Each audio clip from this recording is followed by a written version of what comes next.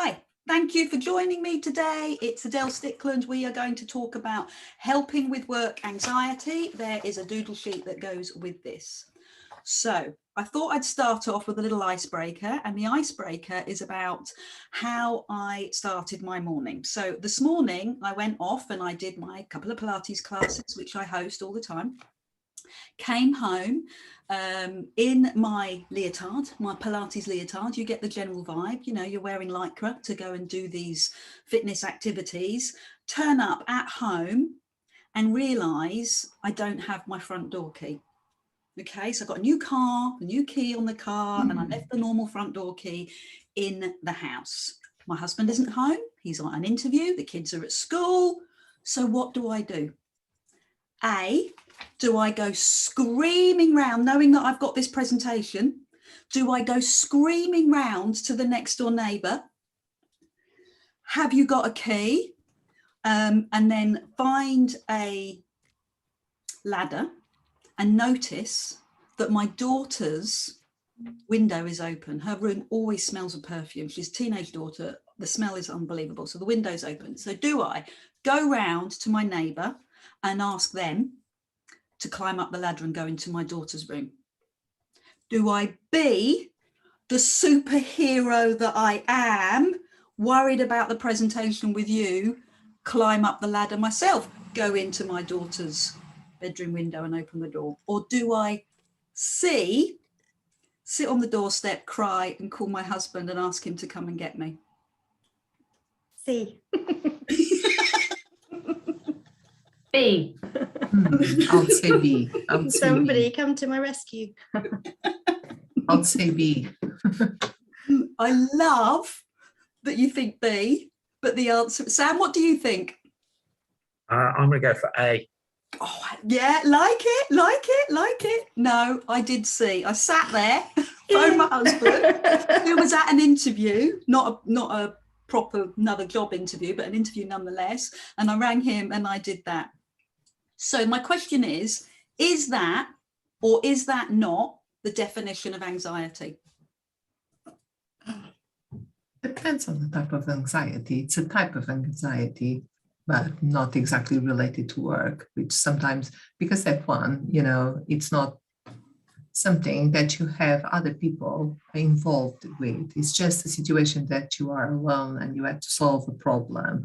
When you have other people added to the cocktail, I think it's much worse, because you know that there are expectations, there are things that you need to do, and sometimes you cannot do it for some reason. And that's when the anxiety just goes from 0 to 100 in 2 seconds.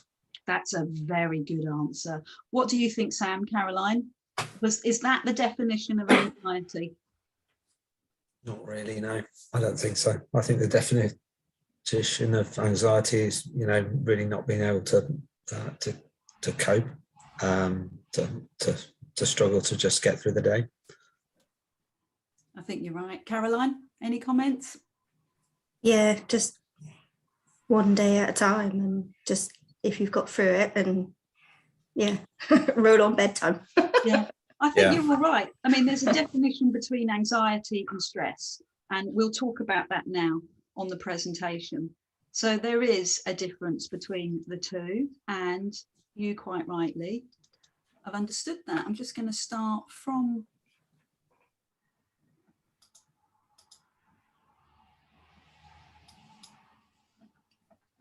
so helping with work anxiety, helping you to manage anxiety and stress. And that's the difference that I was talking about, the difference between anxiety and stress. And you so beautifully talked about as well. So if you're feeling stressed, if you're feeling anxious, you're not alone. McKinsey reports, which I'm always reading, saying that over 64% of the working population are feeling stressed right now. They're feeling anxious right now. Everything has changed. Over the last 2 years, we've had to completely change our jobs. We've had to completely change our routines. And this whole part of hybrid working is really, really difficult. Having to make sure that you create really good work-life boundaries, making sure that you create them and having nobody else to sort of adhere to, nobody else's time frame, unless of course you've got family, pets, people like that around, but you've got to adapt. There's a huge amount of adaptation. So of course there is going to be huge amount of anxiety, huge amount of stress. What are we going to talk about today? What is anxiety? And I really appreciated your thoughts and your comments on that. How do you know you're anxious? So we're going to look at what the doctors and the GPs look at. They look at the physical side of anxiety, but also the mental side of anxiety. And what is the difference between anxiety and stress? Then we will ask, how does that show up at work? And Amelia was very good at interpreting that as well. So what is anxiety? So it's part of your nervous system, and under normal circumstances, anxiety is there to help keep you safe. It's a little bit of anxiety to help you get through the day. Sometimes it can be motivational because it gets things done. But if it goes on for a long time, that's when it starts to have a detrimental effect on your whole immune system. It starts to erode some of that immunity that you have. So we need to get anxiety and stress in check. So your body can get frozen in this state of anxiety. It can become a habit. It's something that we follow and we get used to, and our brain, our neural pathway gets used to. So even when you're totally safe, you can still have those anxious thoughts. So it's breaking that loop, it's breaking that awareness and knowing how we can change those feelings and to those circumstances. When you're in danger, even though you're not in danger, but your body still thinks it is. Your body brain gets frozen. So what, in your opinion, causes anxiety?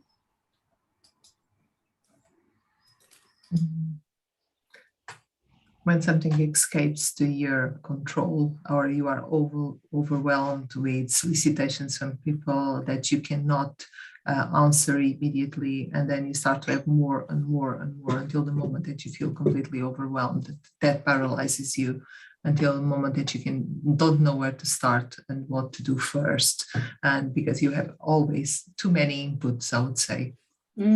Yeah, really beautifully said. So chronic stress. So we know the difference between acute and chronic. So acute is like an acute pain, sudden pain, and chronic pain is pain that we've had for a long time. So chronic stress creates anxiety, the fact that we're constantly on that treadmill. Sometimes an accident, an injury or surgery, that can cause anxiety.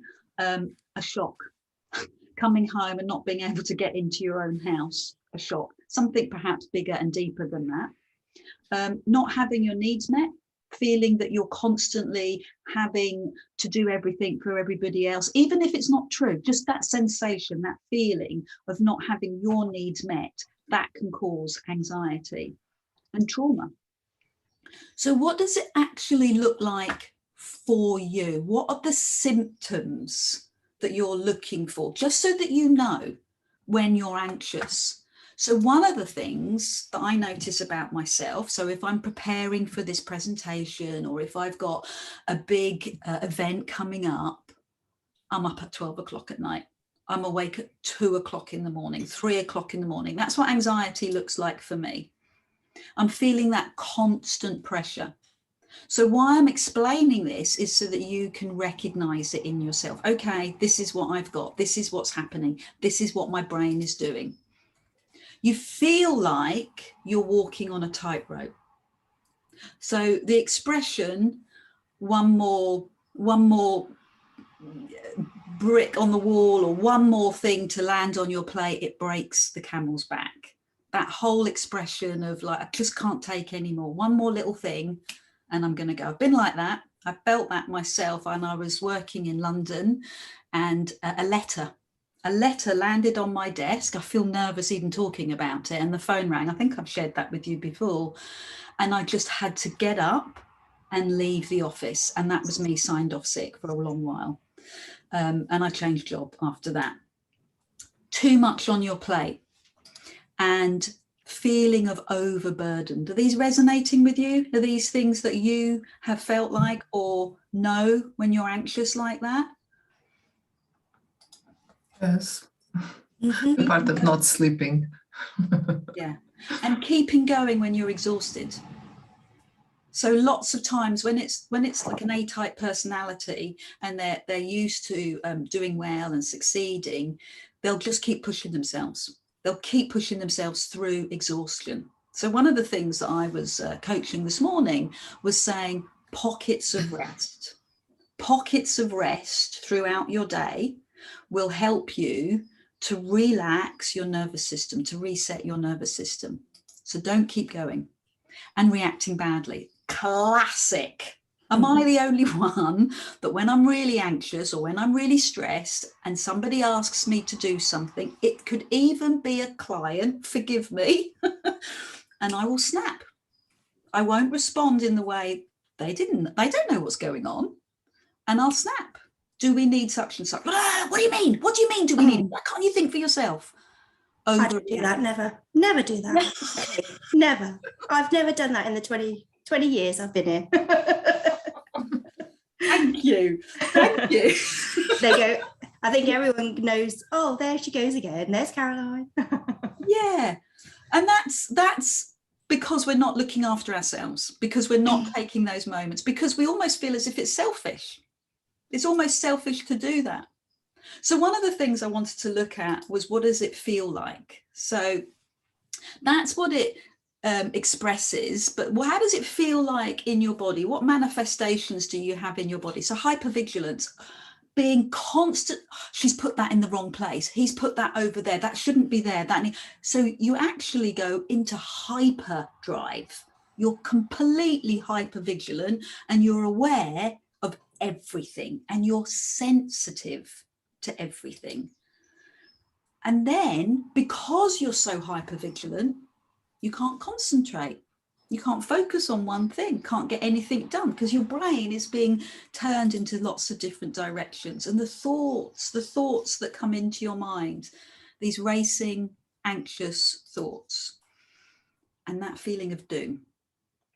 So there's nothing specific that you can hang your hat on. There's nothing that you know is a big problem, but you feel that sense of doom. What is it that actually is out there that's going to make us, that's going to eat us? Nothing, I hope. But we have that sense of doom and tightness. Sometimes we'll have that tightness in our chest. That's what it feels like.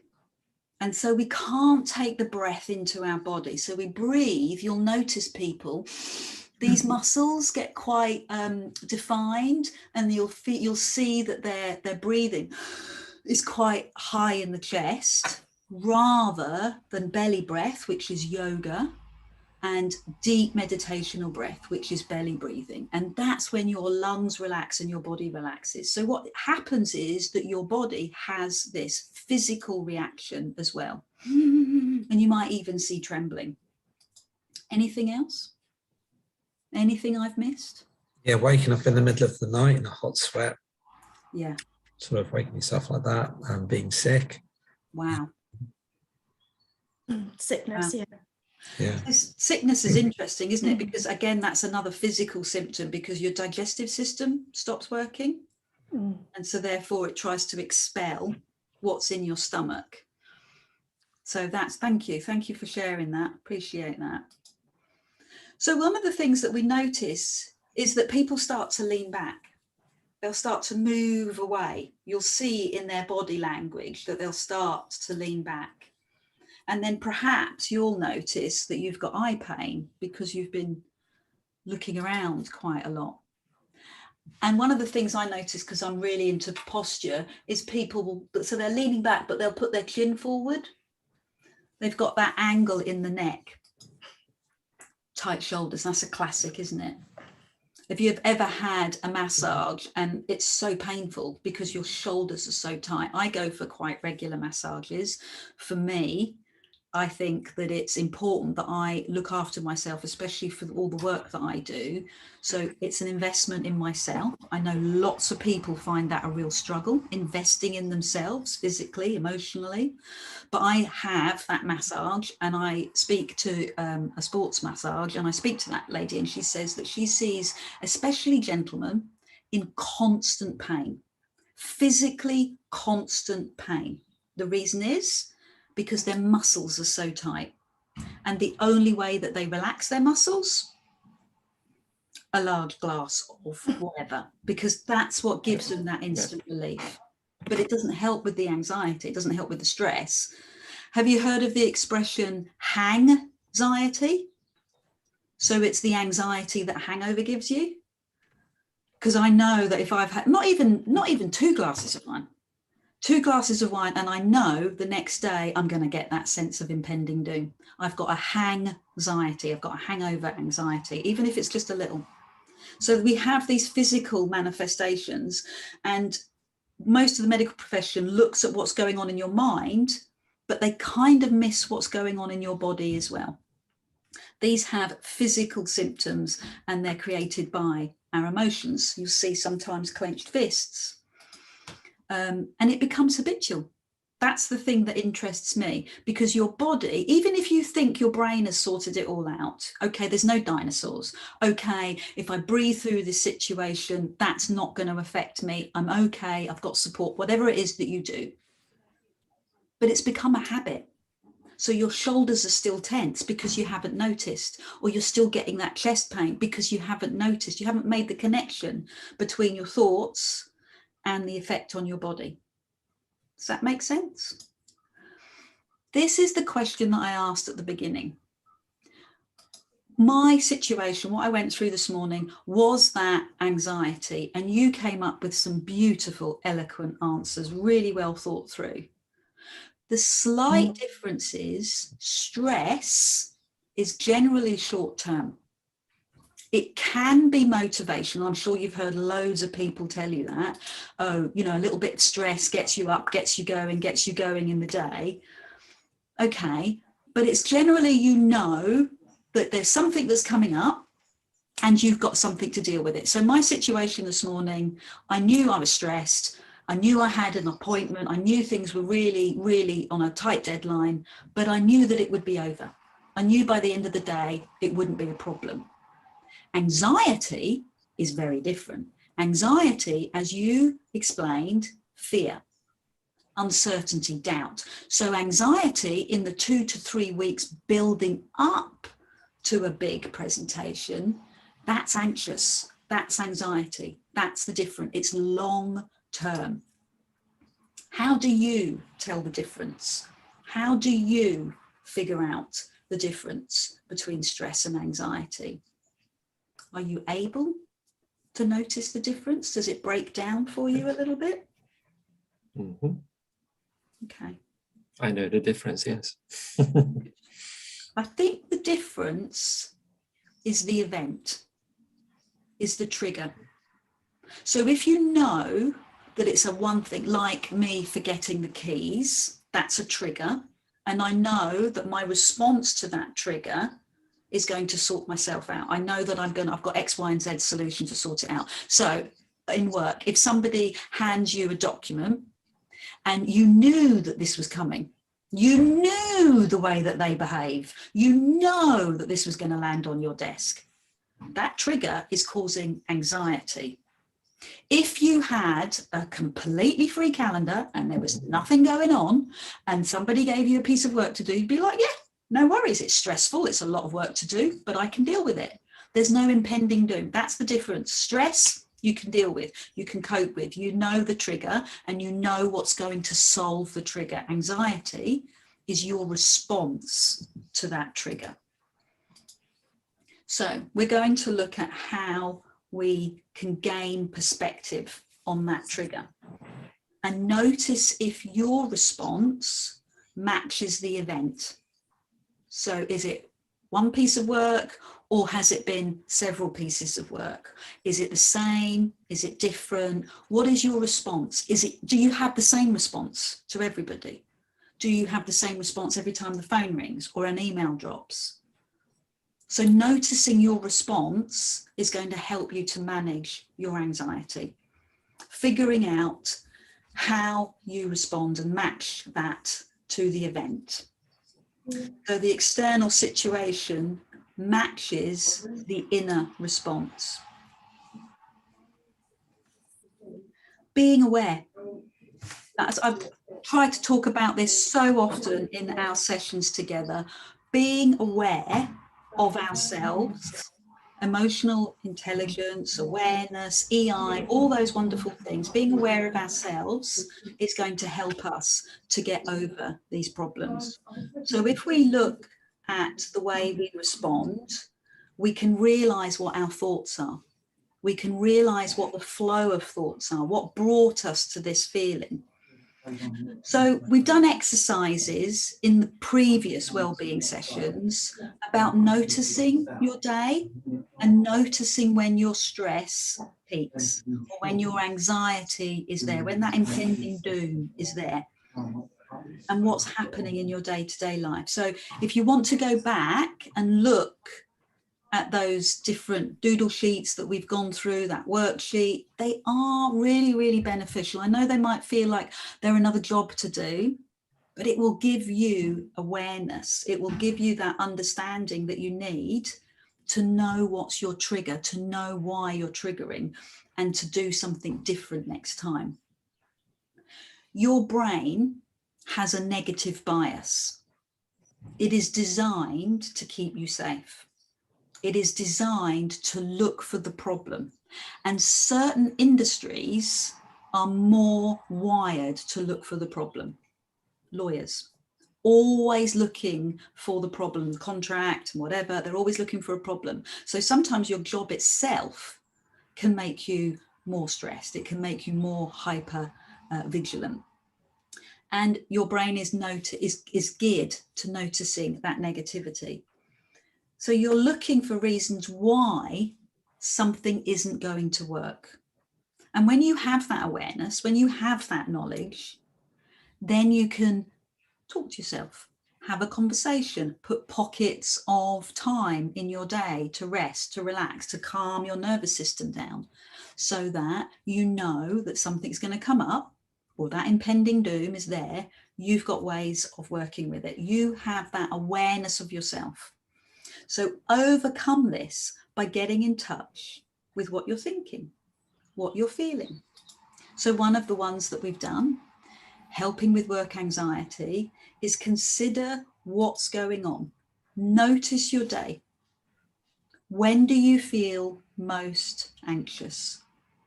Is it the morning? Is it before the day has started? What's going on for you and what's that internal response? I'm not asking you to unpick your brain. All I'm asking is for you to notice what your triggers are. And these could be learnt behavioural responses. They could be something that you've picked up as you've gone along, maybe in childhood, maybe in adolescence, maybe at work. They could be learnt responses. And the way to unhook from those learnt responses is be aware of them. It's as enlightening as that. Knowing that you always respond in a certain way, perhaps at a certain time of the day. My weakest part of the day is 4 or 5 o'clock. I cannot function. I am exhausted. I know that I'm going to yell. I have to. I have to make a tactical exit. What do you know about yourself? What's your most anxious part of the day? This internal chatter that's going on in your head, it's so misleading. It's not necessarily the truth.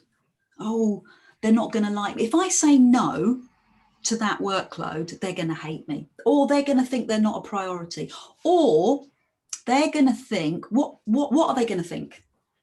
Is it true?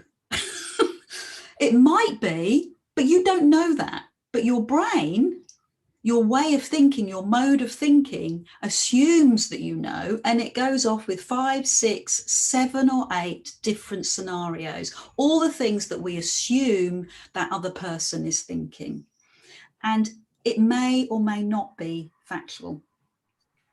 So it's when we ignore things like this, when we feel something and we ignore it, okay, this is going to be a problem, but I will deal with it later. If we ignore it, we end up doing nothing. We end up procrastinating. So if you're aware of what's going on, you can override the negative aspects of your life, your feelings, and you can try and be more positive, try and reframe it.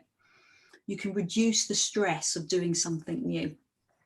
And you can feel empowered. You do it with a little thing, do it with something really, really small, and then it starts to flow. It starts to become bigger and bigger. So when you're in the workplace, saying what you mean, I can't do that. That's too much for me. You don't even have to have an explanation. In fact, it's much better if you just say, I haven't got the availability. No explanation, no dialogue, nothing that somebody can come in and take that can argue with you or put something into your thinking or give you a solution to your availability. So feel that you are empowered, feel that you have the empowerment over your time, over your feelings, over the way that you respond to your triggers.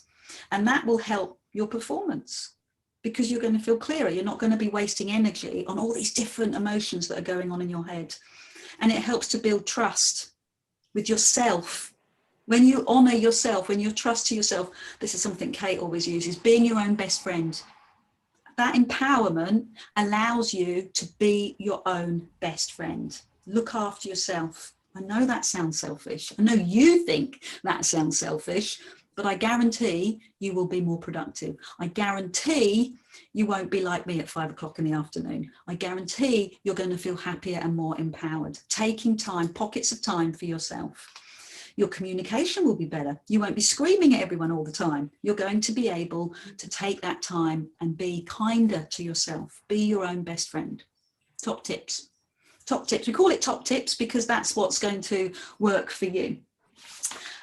So your mind is constantly telling you stories. It's constantly analysing and reanalyzing. It's judging. It's giving advice. It's telling you you shouldn't have done something. Wouldn't it be lovely if that was just swept clean? Wouldn't it be lovely? I often think about Harry Potter, and they have the Poncer when he takes the thoughts out of his brain and he puts it into a font. I love that idea. And in my mind, I do that. I don't need that thought. I'm going to let it go. So navigating the workplace can be even more difficult for people with anxiety. It's really hard. So observing how you do it, noticing what your mind does and your thoughts is your biggest answer for yourself. It's the biggest personal thing that you can do. And it's not easy to do it on your own. I get that. I've spent a lot of time, a lot of money, a lot of energy investing in my own mental health. And I started when I was 18. I started there and my journey is still going on. For most of us, it's the same. So your mind is constantly telling your stories, and we're going to look at 3 different ways, different strategies. Oh, I went too fast. 3 different strategies here. We're going to look at cognitive, we're going to look at semantic, and we're going to look at self-care. Hopefully self-care is pretty obvious. So cognitive, what does that mean? Well, that's the first thing that the doctors look at. That's what they look at. They look at the thinking behind why you're doing it. So you could do something like talk therapy. I've worked with a lot of coaches. I've worked with psychotherapists. I've worked with coaches. I've worked with business coaches. I do a lot of talk therapy. Because for me, the answer is, if I talk it out, then I have an idea of what's going on for me. I can put it into perspective. Have you tried it? No, not exactly. Talking therapy usually with friends. That's how it works, the talking therapy for me. Well, that's lovely. That's a support system, and we'll talk about that later on. So having that friendship and support system around you is fantastic. The thing is, with friends, they want to look after you. They want to give you that kind of bias. If you've got somebody that's professional, that can step back, they can give you true perspective. They can give you the aha, the insights.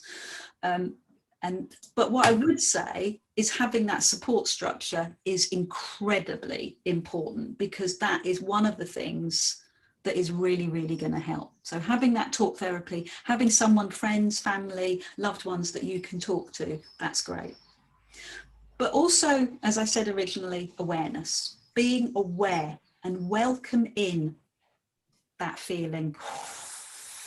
That's a big step. Welcome in that feeling. So instead of pushing it away, instead of letting it come out in your body, and the tight shoulders and the stomach ache and the feeling sick and the headache and the clenched jaw, what's going on? Why is this? What's happening? What's the trigger? Why am I behaving like this? Awareness. And then talk therapy and your support structure will help you to do that. Be willing to fully experience what's coming up for you. I totally appreciate that is a scary concept. What's the worst thing that can happen? And I know, I can feel it. I can feel the energy. Everything could go wrong. I could lose my job. I could lose my family. I could lose my home. I could be homeless. Really? That's the cycle we're going down? That's what's happening? How do we stop it? How do we accept what's going on and rationalize? So we have a support structure, we have that space, and we can prioritize. So if I don't do this job for you now, what are you comfortable, or if you'd like me to do this work for you right now, what needs to go? Are you okay for me to let go of this deadline? So that's how it works at work. So that's fine. No emotion involved. I've got X, Y, and Z to do. Which one are you happy for it to let go? We talked about this before in work-life boundaries. It's the same thing. Prioritize yourself and prioritize your work. Being accepting and have confidence. Having confidence around this to actually do this.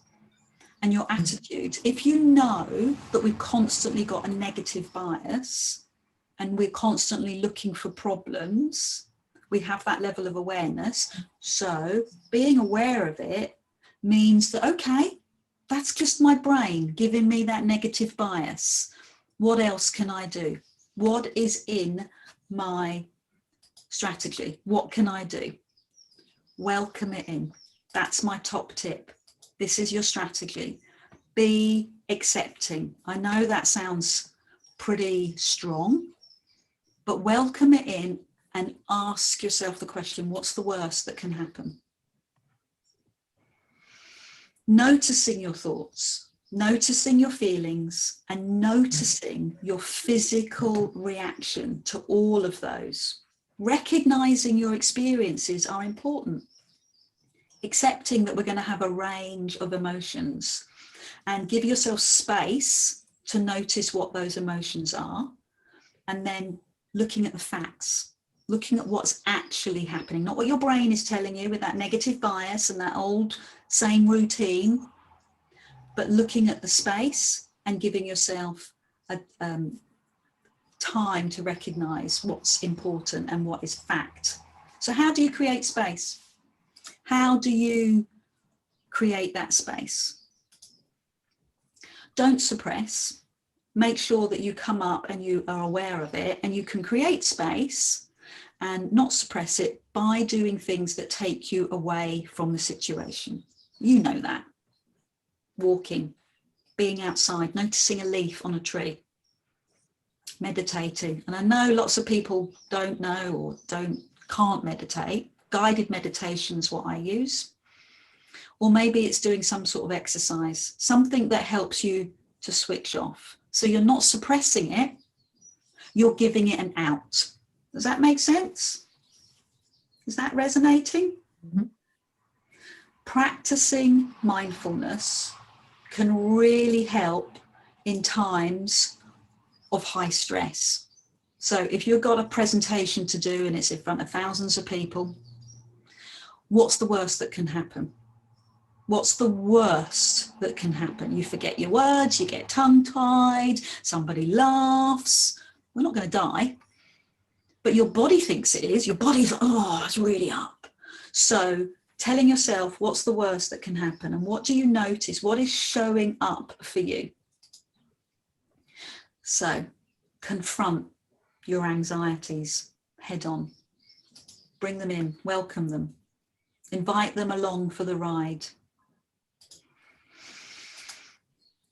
3 ways that we can be more mindful at work. What would you say? What would you do?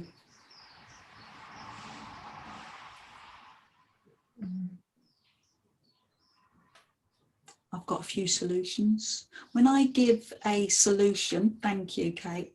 When I give a solution, people always push back. That's the nature. So I'll put a few things out there. Notice your energy when I say certain things. What do you resonate with and what do you move away from? Okay, so that's your guide, your trigger. So if I was to say, right, you're at work, somebody's giving you hell, go and make a cup of tea.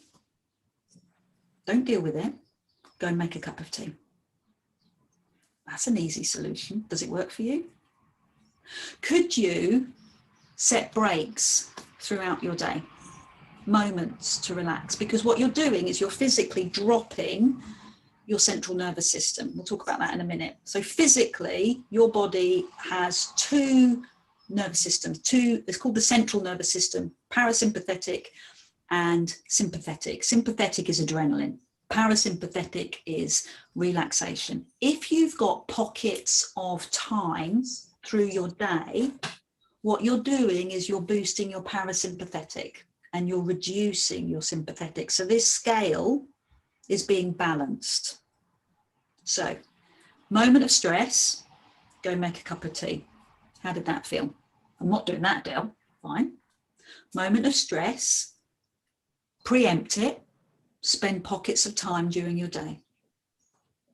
It could be evening walk, morning exercise, lunchtime, whatever it is, but putting in pockets through your day. So you're accumulating less stress. You're letting it go throughout the day rather than it being the straw that breaks the camel's back. That was the impression I was trying to do earlier.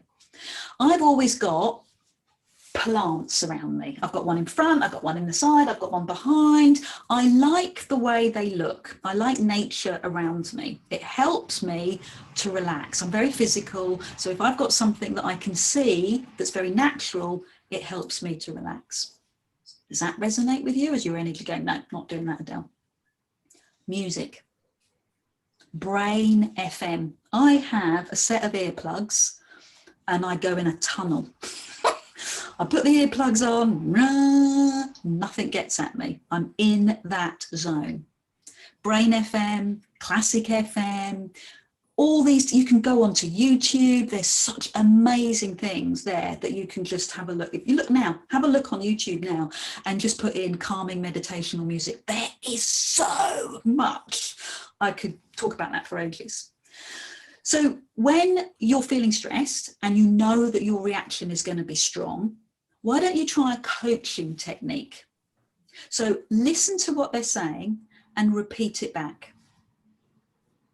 So what that will do, if you feel confident doing it, is it will take the anxiousness from you and subconsciously they're hearing their own words. And it also gives you breathing space. So it's a coaching technique. It takes a while to get going, but repeat the question, repeat what they've said, not with any sarcasm. So you want me, no, what you're doing is, so what you're asking is that blah, blah, blah, blah. And that gives you breathing space, gives you a pause, gives you time to delay, decide, distract, decide. And it also allows the other person to hear what's going on. Does that resonate? How about turning off all the pings that are going on during your day? So how about answering emails or MS Teams or whatever it is at certain times of the day? Again, you heard me say that in Work-Life Boundaries. One of the productivity tips that the productivity ninjas talk about is only answer emails 3 times a day. I know this always comes up for you. This is the one big thing that drives you all crazy, is the amount of emails you get. So could you do 3 times a day? Could you go for a walk every day? So here's some of the things, here's some of my suggestions. Some of them you will recoil from physically. Some of them your brain will be interested in. What works for you? Somatic therapy, feeling what's going on in your body, allowing your body to relax. So muscle relaxation, I told you about the stressed gentleman, totally tense, constant pain. The only thing that helps his muscles to relax is alcohol. And that will give him a little bit of release for a little while until he tenses up again. What can you do for muscle relaxation? So if you're in burnout, that's actually your body in trauma constantly. So your body has this physical effect. So how can you relax your muscles? As you know, I love Pilates. I also enjoy yoga, but anything that allows me to stretch and release and let go of that muscle tension, whether it's massage, whether it's honestly anything physical, and I'm there for it, head massage, facial, love it. It helps me to reduce the burden, to reduce the trauma. And exercise that's going to work for you. This is why this photo's here. When you look at the distance, your body has a physical effect. It relaxes. When you're looking at a screen all day, your body becomes very tense, hence the sore eyes. If you can picture something in the distance, if you can look on the horizon, your body will have a physical effect and you'll relax. A far away object. Grounding yourself. Finding your feet on the floor. It's like mindfulness, but it's physical mindfulness. Find your feet on the floor. Find your little toe, find your big toe, find your heel, find something physical and connect. I'm standing at my desk, I always do. Finding your feet into the floor, growing roots, feet on the floor, grounding is going to help you. Regulating your nervous system. So as I said earlier, we have the parasympathetic and we have the sympathetic nervous system. I'm sure you know the central nervous system, that's the generic name for these two systems. Everything in your body is balance, but everything in your mind is pushing towards that sympathetic nervous system, more adrenaline, more cortisol, more extreme adrenaline, more extreme cortisol. And the parasympathetic nervous system is there to help release these hormones. Dopamine, the little happiness hormone, oxytocin, these hormones are there to balance them up. How can you regulate your nervous system? Being out in nature, being mindful, practicing mindfulness, checking in with yourself. How am I feeling right now? Am I ready to kill or am I okay? Noticing nature. My husband and I take the mickey out of each other now because I came up with this lovely theory, walking along the Devon hedgerows and seeing a leaf. Nobody else has noticed that leaf. That leaf there is special. Making it humorous, but noticing nature. So since we have been working together, what 3 self-care tips have you been using? What have you been doing? What have you been? Yeah, thanks, Frank. Having the courage to say no. Good. So what 3 self-care tools have you been using since we've been working together?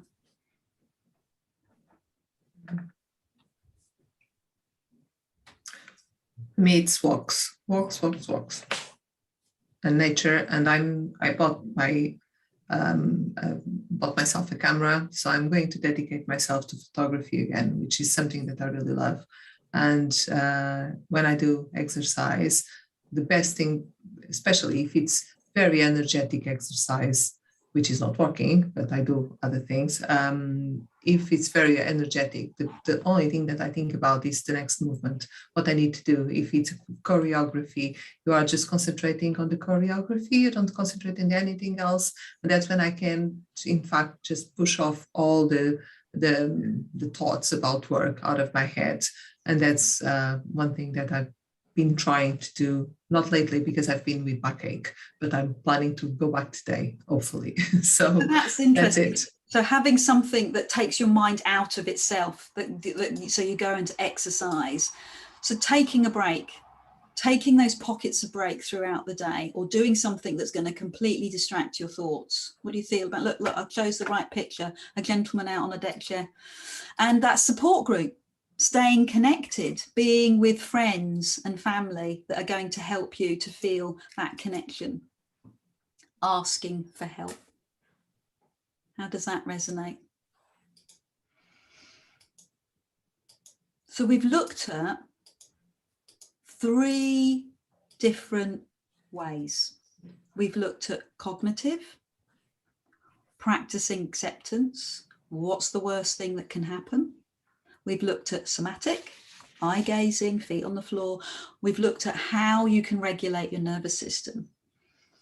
So all of those are on those little worksheets. Spend some time filling it out, noticing what works for you. So could you put in the chat box, helping with work anxiety on a scale of 1 to 10? How confident do you feel about finding an anxiety strategy that works for you?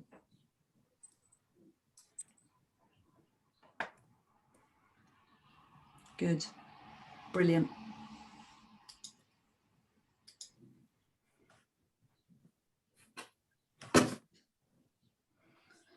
So this is just a little guide. Thanks, Sam. So being aware of the anxiety, noticing it where it is in your body, and you were all brilliant at that. You all noticed where it was. Asking yourself, what's the worst case? What could happen? Putting support in place so you're mindful, so you've got self-care, and doing positive actions like Amelia running around doing an aerobic session that's so hard and complicated. It takes you out of yourself. So do you have any comments? Would you like to chat further? Reflections and takeaway. I'm going to stop the share now, and I'm going to ask that we go into little groups and we talk